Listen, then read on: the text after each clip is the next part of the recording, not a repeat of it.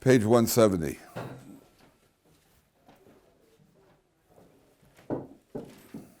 Parsha Vayishlach. Okay, just as an overview, so just a basic overview of the Parsha, which I'm going to start doing, I think, on the first day, just a basic overview, what happens in the Parsha. So you have the Yaakov Avinu is he's leaving Lavan's house, and he's heading for a meeting with Eisav, which he's not excited about. And then they finally have their meeting, and then they're going to have the episode of right before the meeting. Yaakov is going to have the wrestling match with the angel, with the Malach. He's going to have the wrestling match, and then he's going to come into the land of Eretz Yisrael. Then you're going to have the episode with Dinah and Sodom, where Dinah is going to be violated, and then what do you call it? That's going to be that's really the overview of the parsha. I don't think there's anything else. What else is there over here? And then Rachel's going to die. Rachel's going to die in this parsha. Oh, I forgot about that. And then it just goes on and tells you it gives the end of the parsha with the family of Eisav. It tells us who Eisav is. So you have. The parsha is going to extend from the time it picks up in chronologically. This is from the time that Yaakov is leaving Lavan's house.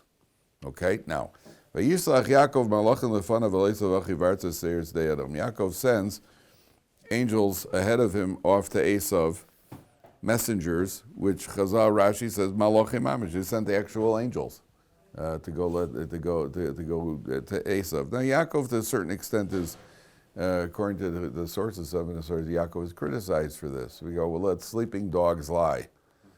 Go back there. So what do you have to go tell Eisav?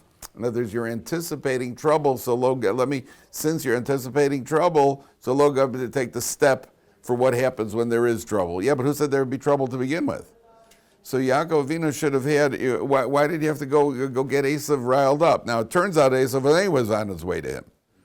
But Yaakov, for his part, he didn't know that Eisav was on his way to him. So for his part, maybe Eisav is back home. What do you have to go and tell him for? Anxiety, yeah, back in those days. Except they didn't have therapists in those days. Now, they would have had a therapist, But so Yaakov, he's what he calls. So he sends a message on to Eisav. Now what you have over here is really the epic meeting between the values of two societies.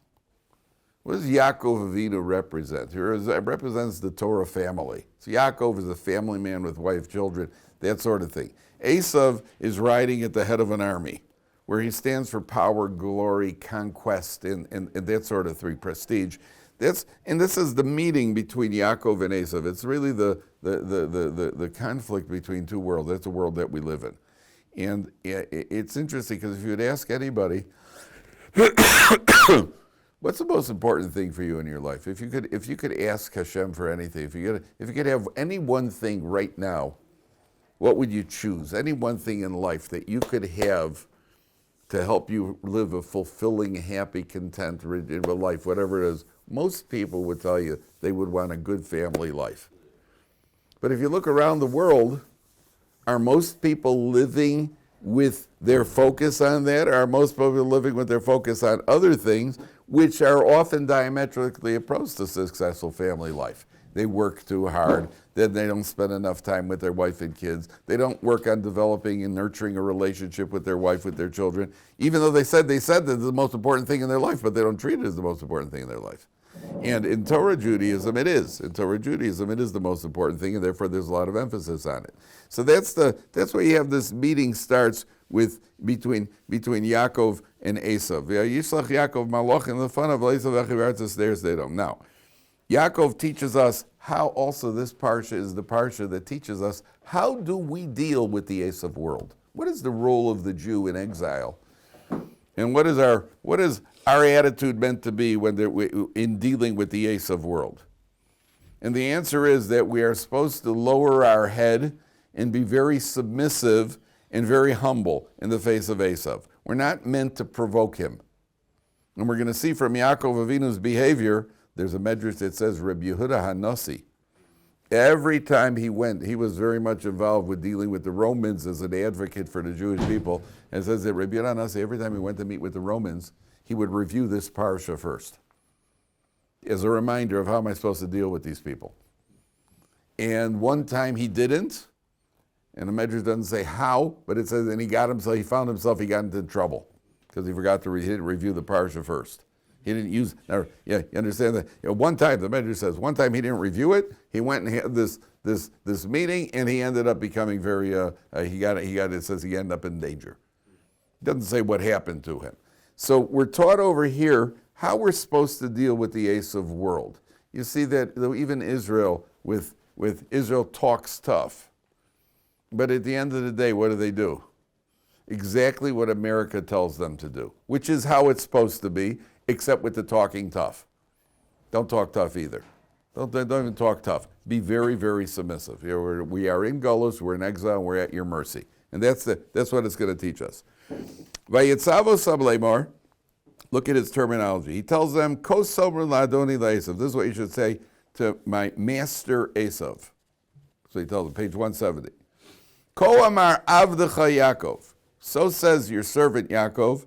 Im Lavan garti. I've lived with Lavan. Va'echar adata, and I've been delayed until now. Garti.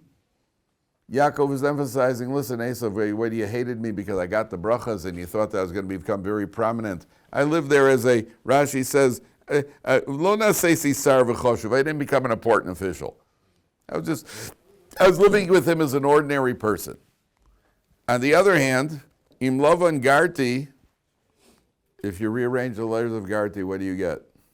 Taryag. Garti is taryag. And Yaakov is sending a subtle message. We're going to see that there are all sorts of subtle messages here. And one of the subtle messages is, the most basic subtle message is Taryag. I kept the Taryag mitzvah, so I was with Lavan. In Taryag. Now, I kept the mitzvahs. So, on the one hand, if you remember Eisav, you got nothing to be upset about, because after all, the bracha was that I'm going to become prominent. That hasn't happened. On the other hand, the bracha was also that you're only going to have the upper hand if the Jewish people mess up. So by the way, Garti, Taryag, I kept all the mitzvahs. We didn't mess up, so don't get too confident. On the one hand, I'm being submissive. On the other hand, there's a little bit of a message over here that we didn't, don't get carried away. Now take a look at Rashi's terminology. There's a very important lesson over here. It's the right column of Rashi, 2 lines from the bottom. Dalet Aleph, Davar Acher. You see that? 2 lines from the bottom, right column. Garti begematria Taryag. Garti, not only is the gematria of Taryag, it's the exact same letters of Taryag. Klomar, im Lavan harosha Garti. I lived with Lavan, Gesundheit. V'Taryag mitzvahs shamarti, and I kept the Taryag mitzvahs. I didn't learn from his evil ways. So there are 2 approaches here. Because the first question is, if you're living with a loved one, how do you avoid learning from loved ones? You're in that environment. How do you stay strong? Look at the very first words of the next pasuk. Vayili shor v'chamor tzevad v'eved v'shifcha, ox, donkey, sheep, slave, servants. He's telling Lavan, I have an ox and a donkey, which is just a fancy way of saying many. Right? We say many a time, many a day. Right? That sort of thing. It's a fancy way of saying it, that he has a lot. So we talk in the singular represents, I'm just trying to win some bread for my family. I need more than bread. I make it, it's just a fancy way of talking. But they say tongue in cheek. Tongue in cheek. How do you avoid? Read the whole pasuk again. Im Lavan garti ve'echar adata vayhili shor v'chamor. I viewed him as an ox and a donkey. He was to me an ox and a donkey. That's why I didn't learn from his behavior. If I see him as an ox and a donkey, I'm not going to learn. I'll realize that I'm slightly different. So I heard once that's a tongue in cheek. It's obviously not, but it's true. There's a lot of truth to that. If you look at the society around you as having nothing to do with you, so you're not going to be influenced by it. So they had a Rosh Yeshiva once was walking with a Talmud of his, So in old Eretz in Israel years ago, he's walking with a student, and they see on a hillside there's an little Arab shepherd boy, with a bunch of sheep. So the Rosh Yeshiva says to his student, he says, "Tell me something. How old do you think that kid is?" He says, "I don't know. Looks like he's maybe 12 years old, 13." He says, "Yeah, about. How many sheep are there?" Takes a look. At least 100, 150. Right. How many hours a day do you think he's out there? He says, "I assume, they got to eat. He's probably out there 8, 10 hours a day." He says, "Right." Now you would think that he's alone. He's very easily influenced. He's just a teenager. He's 12, 13 years old. He's outnumbered 150 to 1. You would expect that at some point, if he's outnumbered by creatures that are crawling around on all fours, so he should be crawling around on all fours now also. So why isn't he? No, he says, why? Because he looks at them and he says, because they're animals and I'm a human being and therefore it has nothing to do with me. And he realizes who he is and who they are. So if a person goes out in the society and you look around you and say, hey, there are a bunch of animals over here, what's it got to do with me? It's got zero to do with me. So he sees Lavan as a shor v'chamor. Again, it's tongue-in-cheek, but it has to do with for us. What's that behavior got to do with me? I see people who are running around behaving like cavemen. What's interesting is they always say the Haredis, where the Haredis are accused of being primitivim. We're primitive, right? They call us primitivim. We're primitive. I don't know. The way people dress looks to me like they're the primitives. Frankly, they more look like more of the cavemen and cavewomen than we do. So who's primitive over here? So a person understands it's got nothing to do with me. So I'm not influenced by it. So Yaakov isn't influenced by it, number one. But there's another idea here, tongue-in-cheek. They talk about a guy who decides, a guy who's, he's a frum Jew, and he decides that he's going to, let's see what the other side is doing. He's been in yeshivas his entire life. He's raised in Mea Sharim, and he's been frum, and the worst thing he ever did was he benched too fast, and he decides, well, let's see what's going on. I hear there's so much fun in the other world. Let's see what's going on. He decides to go to a club. So he walks into a club, and there's blaring music, a couple guys are shooting pool, and people are doing this, whatever it is that they're doing in the club, throwing darts at each other, whatever they're doing, whatever's going on in the club, they're dancing, okay. And the guy's in the club for a few hours, he comes home, he plops down into bed, and he starts crying. And his wife says, what are you crying about? He says, I went to a club. She says, okay, at a moment of weakness. He says, that's not what I'm crying about. I'm crying because I saw the enthusiasm that they had, and I don't have the same enthusiasm for Torah and mitzvahs. He says, Yaakov Avinu is saying, I lived with Lavan, but I didn't learn from his actions. That means I watched Lavan doing his averas, and he does his averas with such enthusiasm, and unfortunately, I didn't learn from that how to apply it in my life and my mitzvahs. I guarantee you, again, it's not relating to Yaakov Avinu himself personally, but it's a lesson for us. Sometimes you look at people doing the wrong things with tremendous enthusiasm, so we have to try to apply that to ourselves. There's only one catch. It's one catch. I remember I told you the analogy of the airplane. There's sometimes the plane flies against the headwind. It's got a headwind, it's got tailwinds, and it goes into headwinds. And from Israel to America, I think takes 12 hours. Israel to New York is a 12-hour flight. New York to Israel is about a 10-hour flight. What changed? What changes the direction? Are you flying into the wind or are you flying with the wind? So remember, people who are sitting are flying with the wind because they've got the Eisav and behind them. People who are doing the right things are going into the wind because we're fighting the Eisav. Yeah. All right, so we're at a slight disadvantage. It's hard to be as enthusiastic. On the other hand, we should learn that the enthusiasm is possible. So Yaakov says, now watch this, you see tremendous amount of psychology here. So Yaakov sends to Eisav, Vayili shor v'chamor tzon ve'eved v'shifcha. I have an ox, a donkey, meaning Rashi says many ox and donkey. V'eshlecha lehagid la'adoni limtzochein be'enach. And I'm sending on ahead to you, I'm informing you of this, so I find favor in your eyes. Why would Eisav be happy to hear that Yaakov has material goods? Remember I told you last week that Yaakov accumulated a real pile over here. I mean, Yaakov had according to some estimate, he had millions. There are other estimations there was less. But but look at the words. Yaakov says, I'm sending to you, Eisav, I'm sending this message to you that I have cattle and sheep, and he's got servants and maidservants, which Rashi says the last week's Parsha that from his sheep that he earned, he sold off some of them to buy slaves and to buy servants and that sort of thing. And now he's telling Eisav. Why would Eisav be happy? I mean, my brother once called me up. My brother once called me up to let me know he just won $1,800 in a drawing. I was just so happy.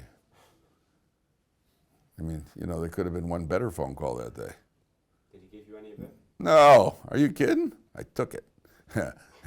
No, not only that, the better phone call would be me calling him up. He didn't see my brother. I used to take money out of his drawer and leave a note.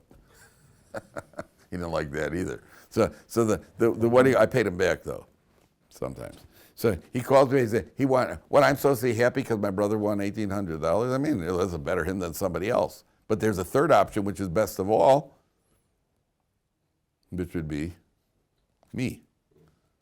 Better. I wish I would have been calling him to let him know that I won $1,800 in a drawing. So what's Eisav, I'm sending you a message. I have a lot of cattle. Oh, good, my favorite. I'm just what Eisav wants over here. And why should Eisav be happy? Why? He's superficial. So what would you be happy if your brother has cattle? What makes it? He's saying, I'm sending it to you that you should be happy about this. So one of the explanations here is there's going to be a meeting. It's like when you go to visit your grandparents. Well, you think your grandparents are stupid. All of a sudden you came to visit them. What was the visit about? You're going to get something. That's correct. You're waiting for something. You're waiting for something. You came to visit, suddenly out of the clear blue. I once saw, by the way, that one of the queens of England, her grandson, who was the queen before Elizabeth? There was a queen. Huh? Victoria. When did she? When she died in 1901. So around 1850. Who was after her? I forgot. We got some of them. George VI, I think. And then after George. Edward, possibly. And then her. then Elizabeth. I think yeah. So. I think it was Queen Victoria. Yeah, sounds good. Victoria. But whatever it was, she had a grandson who wrote to her asking for some money. A grandson asking her for some money. So she sent him back a letter. She said, you have to learn to be self-sufficient, and it's not a what do you call it in life. That she wrote him a whole letter. He said, well, thank you very much because I just sold your letter. He wrote back a letter. Your letter was I sold the letter that you wrote me and made a pile of money on it. That was all he wanted. More than the guy he got the autograph. He got the signed letter. That was worth money. Brilliant, absolutely brilliant. So one of the ideas here is when you're coming to visit somebody, as I suspect, sometimes I'll get a phone call. So I say, hi, how are you doing? I said, yeah, can I help you? Because nobody's calling up to find out how I'm doing. And when I call people up, if I need something, I don't even say, how are you? Right. I just say, hi, Dovid Kaplan. Did you find out about the thing? I don't say, hi, how are you? How's the family? How's the mishpacha? I've even had people on the other end of the phone and say, hi, this is Dovid Kaplan. I say, oh, Baruch Hashem. Because they expected me to have asked, how are you doing? Which the natural answer is Baruch Hashem. So the way to conversation, hi, this is Dovid Kaplan, Baruch Hashem. I'm glad I can make you happy. I'm glad somebody's happy to hear my voice. So, because I know that I don't want to get drayed out, so I'm not going to dray you out. Well, I got to dray my cup over here. So Yaakov wants Eisav to know, I'm coming to meet you. I'm coming to meet you because we're brothers. I'm not coming because I need something. I'm self-sufficient. That hopefully. Why is it funny to me? Can you? And I know there's one lady there. Huh? I can totally. Sometimes I get a phone call, like some lady, my wife's friends will call. Some lady calls up and say, "Hi, Rabbi Kaplan, is your wonderful wife home?" I said, no, but my regular wife is home if you want to talk to her. They usually gets quiet on the other end of the phone, like, oh. I love doing that. You know how women talk, I'm Rabbi Kaplan. Is your wonderful wife home? I said, no, my regular wife is. Then one lady called me up recently. She always calls, she said, hello, is your wife available? I said, she will be. Let me just unlock the chain, and I'll release her, and then she'll be able to talk to you.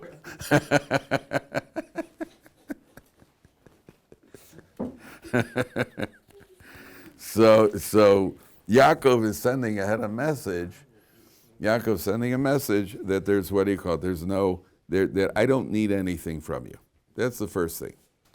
Now, Vayeshuvu hamalachim el Yaakov lebor, banu el achicha el Eisav. We came to your brother Eisav.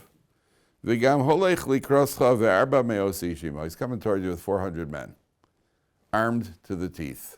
According to some, the 400 men are each one the head of an army.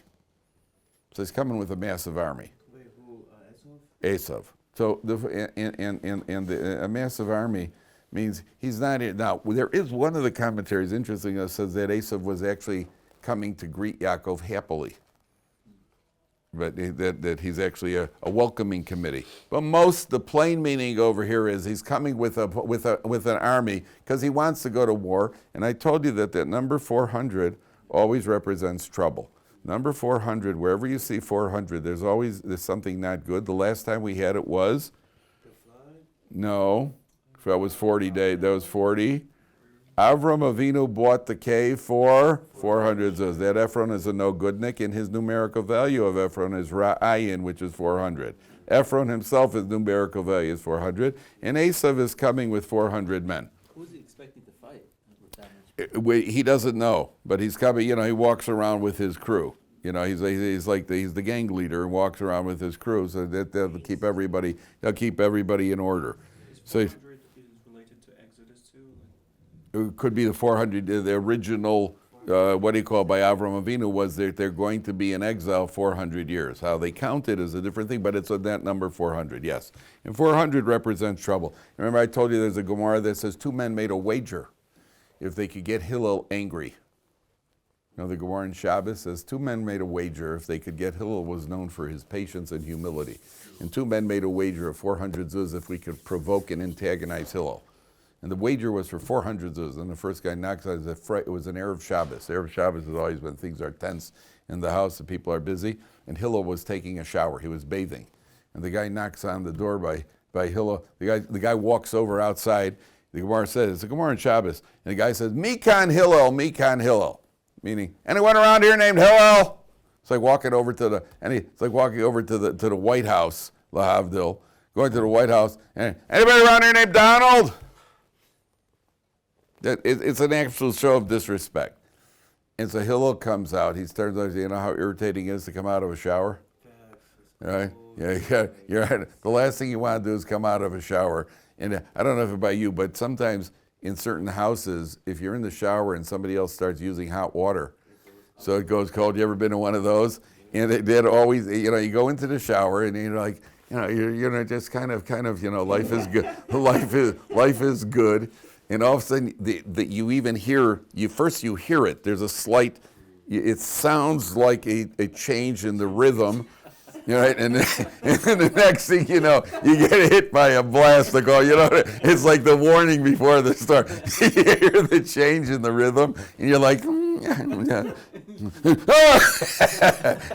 at that moment, then you very pleasantly go, please don't use the hot water. Right? That what you do? No, I don't think so. What does it sound? So Hillel comes out, and then the guy says to him, I have a question. He says, what would you like to ask? So first, why do Babylonians have round heads? That was the burning question that he had to ask him on Erev Shabbos to pull him out of the shower.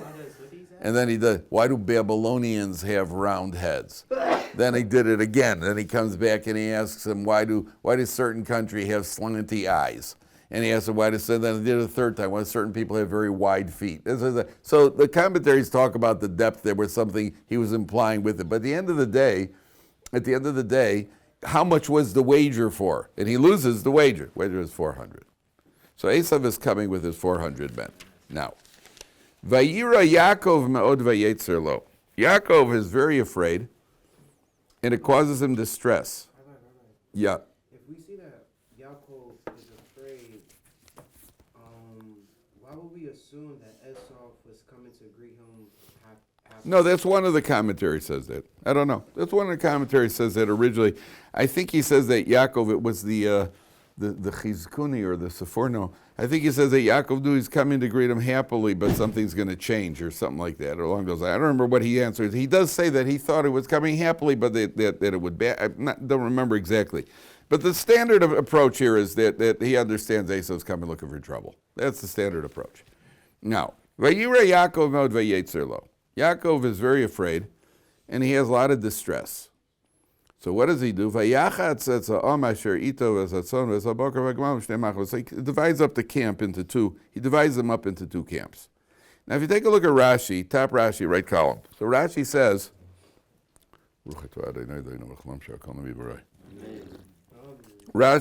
Vayira vayetzer. Rashi says, Vayira shema yehareg. He's afraid that maybe he'll get killed. Vayetzer lo, and he's distressed im yarog hu esacherim, if he'll kill somebody else.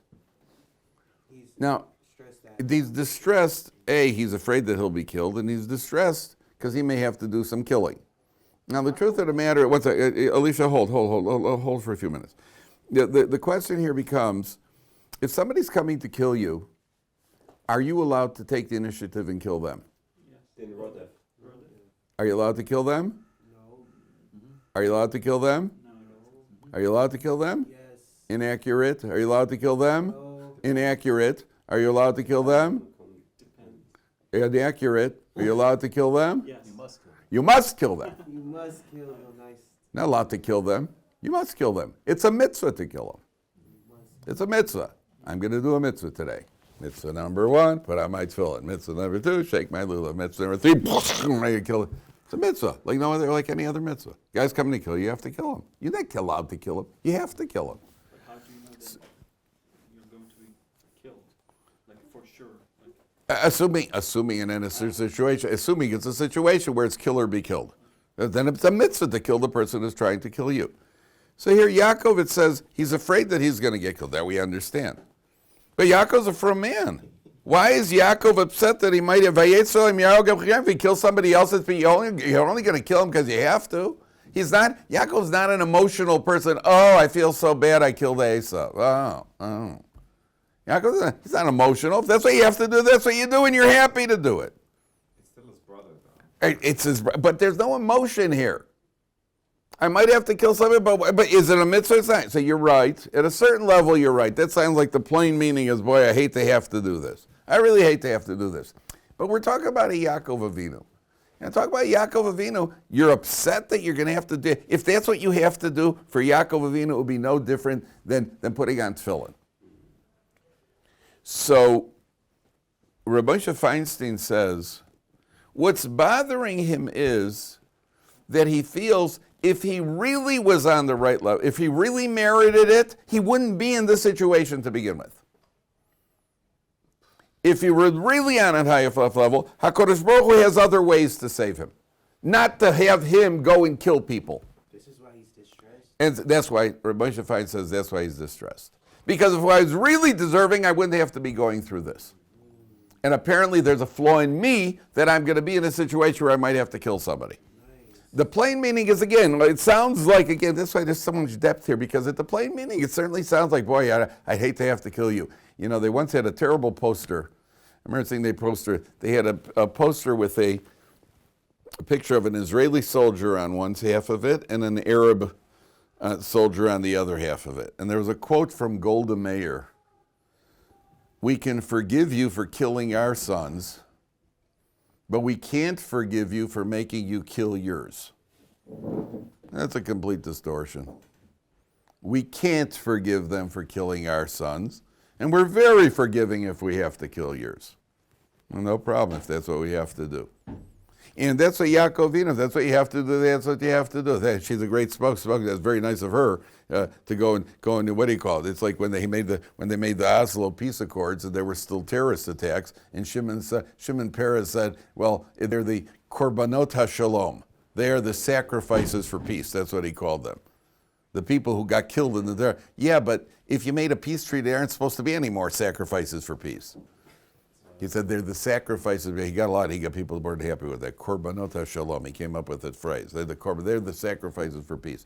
We're not interested. Yaakov Avinu wouldn't be going through that. Yaakov Avinu would not be upset if that's what he has to do. That's what Moshe finds he says. So what does he do? He divides the people into enough. Remember that he does this because later on we're going to find when he meets Eisav, they're no longer divided into two, and we're going to have to figure out why. The first thing is he divides the camp into two. Why? If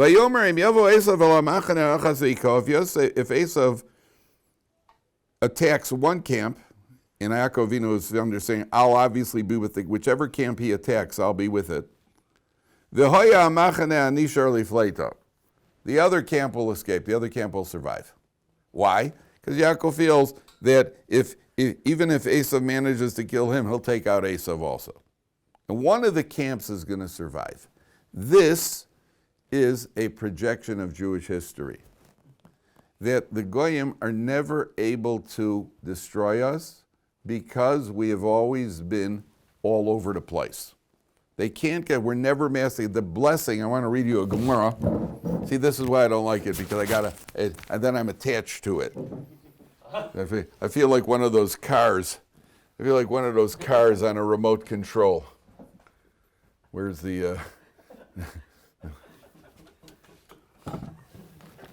So I feel like, not only that, I used to go shopping. My wife would give me a list, and I would go shopping.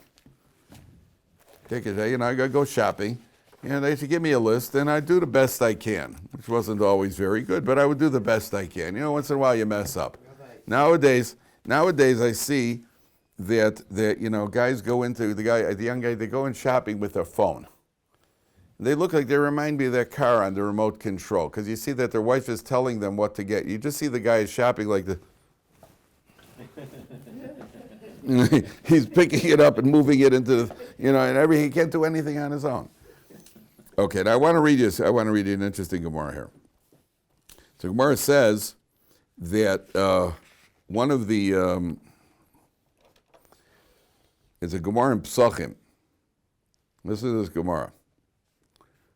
One of the, where is it? That's over here. Just trying to find the beginning. Here.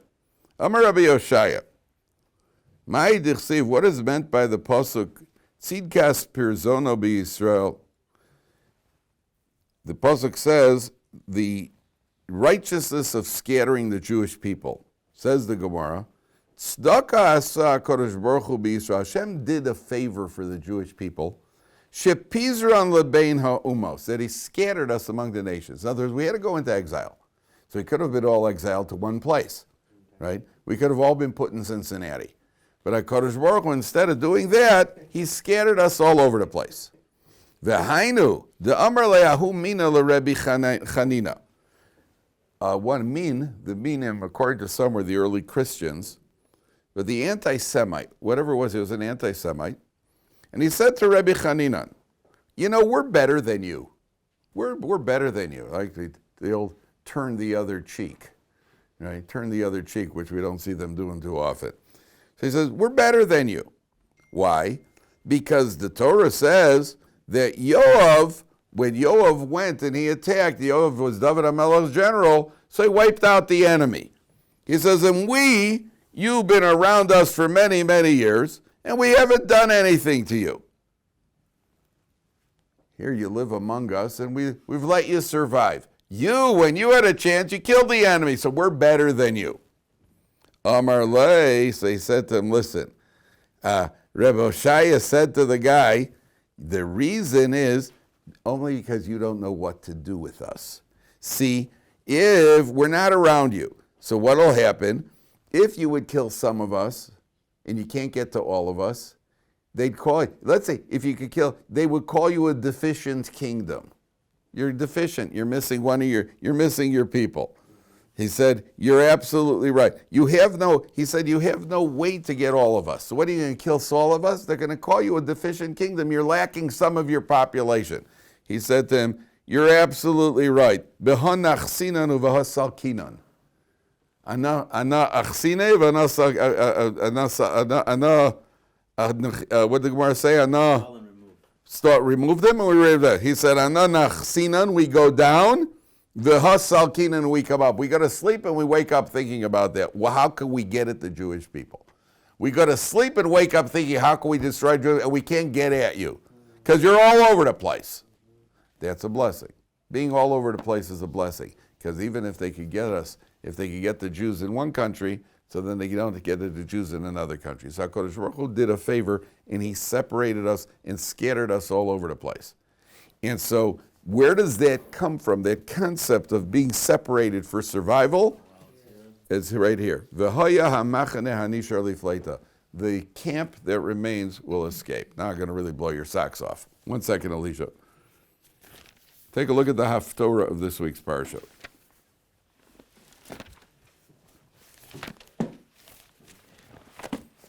What page is it? I don't even know what page the Haftorah is around here. 1141. 1141? 1141. Thank you. The Chafetz Chaim in 1933, which was the year that he was nifter. It'll get better in a second, Alicia. The Chafetz Chaim in 1941, in 1933, the Chafetz Chaim was asked, when Hitler had risen to power, 1141. In 1933, Hitler had risen to power. It was 1933, right? Hitler had risen to power. And it was already, things were not looking for the Jewish people. And they asked the Chafetz Chaim, are the Jewish people going to be annihilated? And the Chafetz Chaim said, no. He said, how are you so sure? He says, because of the pasuk in this week's Parsha that says that even if one camp goes, if Eisav destroys one camp, the second camp's going to survive. So they said to him, where's that camp going to be? Which camp is where is the survival going to be? So you take a look at the Haftorah. Alicia, please, take a look at the Haftorah. And turn to page 1142.